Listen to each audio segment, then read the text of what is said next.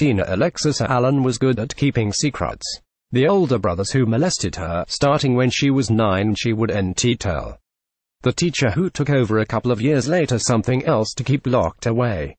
Perhaps it was a family trait. After all, no one kept secrets better than her father, until he started sharing them with her. Allen earned an MBA in marketing and worked in fashion until opting for a career in acting. She appeared on television in Outsiders and films such as Moving Mountains, and starred in her own one-woman stage show, Secrets of a Holy Father.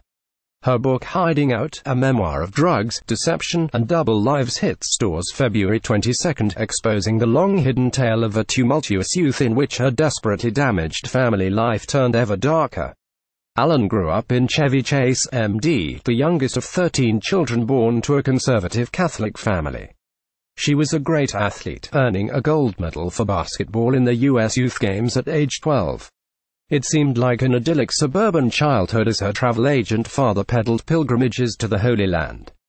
Paid content by GlassesUSA.com. Glasses lovers are going crazy over this site, yet as an 11-year-old Catholic schoolgirl, she had her first liaison with a teacher. For 3 years, she and the female teacher 15 years her senior were having on Saturdays while the rest of Chevy Chase was pruning azalea bushes around their stately homes or attending Georgetown Prep lacrosse games. The teacher warned Allen to keep their affair a secret, saying no one would understand. Keeping up appearances was also drilled into her at home. Her father, who met with every pope since Pope Pius XII, had received a papal knighthood. He quickly reminded people of this title, in case they neglected to address him as Sir John. Christmas, naturally, became a special production, starting with the creche he painstakingly set up every year. Dad's main squeeze seems to be Jesus, whether the baby in the manger or Jesus the man who's plastered on the cross throughout our house in every art form, statues, sculptures, prints and paintings, she writes. Dad never gets wrapped up in our birthdays the way he does Christ's. In fact, he doesn't know our birthdays, only our feast days. The birthdays of the saints were named after. Her father is both firm disciplinarian and a sloppy drunk, sometimes simultaneously. And as tough as he is with his children, he's far worse with his wife. Allen remembers him cruelly harping on her mother's weight constantly, even taunting her with the promise of a round-the-world cruise on the Queen Elizabeth II if she drops 50 pounds. When she does, after a punishing liquor tea, he forgets his promise. He never mentions it again. She gains back the weight. Allen also relives, quite painfully, family dinners when Sir John raged over being given a paper, rather than cloth, napkin. Allen was the youngest of 13 children in a conservative Catholic family and won a gold medal for basketball in the U.S. Youth Games at age 12. And there are cringe-inducing moments as he makes an embarrassing mess of himself at her championship basketball games, sloshing back wine. Then there are the nights he leads the children through lengthy prayers, later stumbling off to another business meeting, another bar. When Allen becomes old enough to join him, she sees what kind of business meetings and bars the old man was into. Beaming church officials arrive in her father's office, eager to talk about his latest trip to Lourdes, or tour of Jerusalem. Sometimes they leave behind black leather briefcases. Once, after they go, Allen opens a briefcase, it's full of money. That explains the $100 bill Sir John passes out as tips. But it doesn't explain why he has a secret stash of passports from other countries. Or why, when sober, he became nervous talking about the Vatican Bank. Or why, when drunk, he talked about murder plots and Middle East conspiracies. Those were secrets he held on to. After finally realizing his youngest daughter is gay, Sir John finally reveals a secret of his own. So is he. And had been since his army days when he fell in love with a beautiful Arab man. Tina's beloved godfather, a longtime lover. Those men she sometimes sees her dad talk to in bars hookups. But he quickly warns this is strictly between them, as is her secret.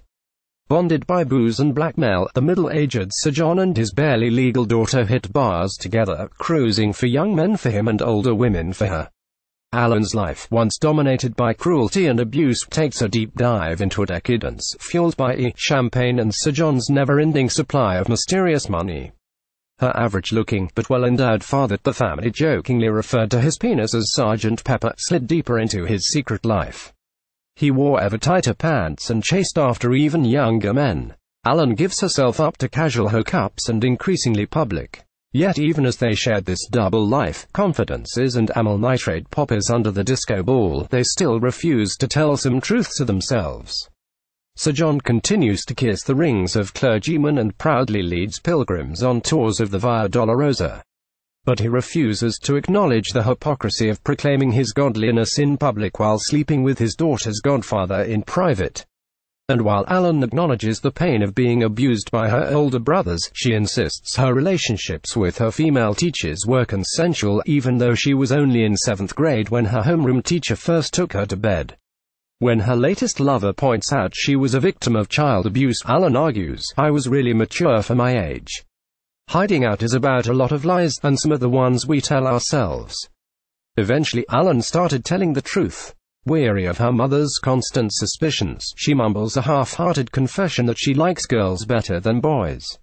When her older sister Margaret questions her further, she finally fully comes out. It's a revelation that prompts another question. Is Dad gay? Her sister asks. So Allen tells another truth. And with that everything begins to unravel, including her relationship with her father, his plans for her to take over the business, and her parents' marriage. Theirs was a union shakily built on a lie from the start, never strong enough to withstand real honesty.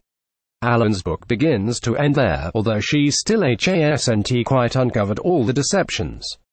In its final chapters, set decades later, she still hasn't. Why were all those priests bringing her father briefcases full of money? Why did he have a Jordanian passport, fear the Mossad, and make trips behind the Iron Curtain? Was he just a sort of roving unofficial Vatican ambassador, or something more sinister? Allen never can satisfyingly answer that question. Nor does she even try to answer an even more personal one. How did she survive all that abuse, all that alcohol, all that mad family dysfunction? How did that damaged girl grow up to become a successful actress and businessperson, a sane woman in an apparently happy, long-term relationship? Perhaps there are some secrets we're determined to keep forever.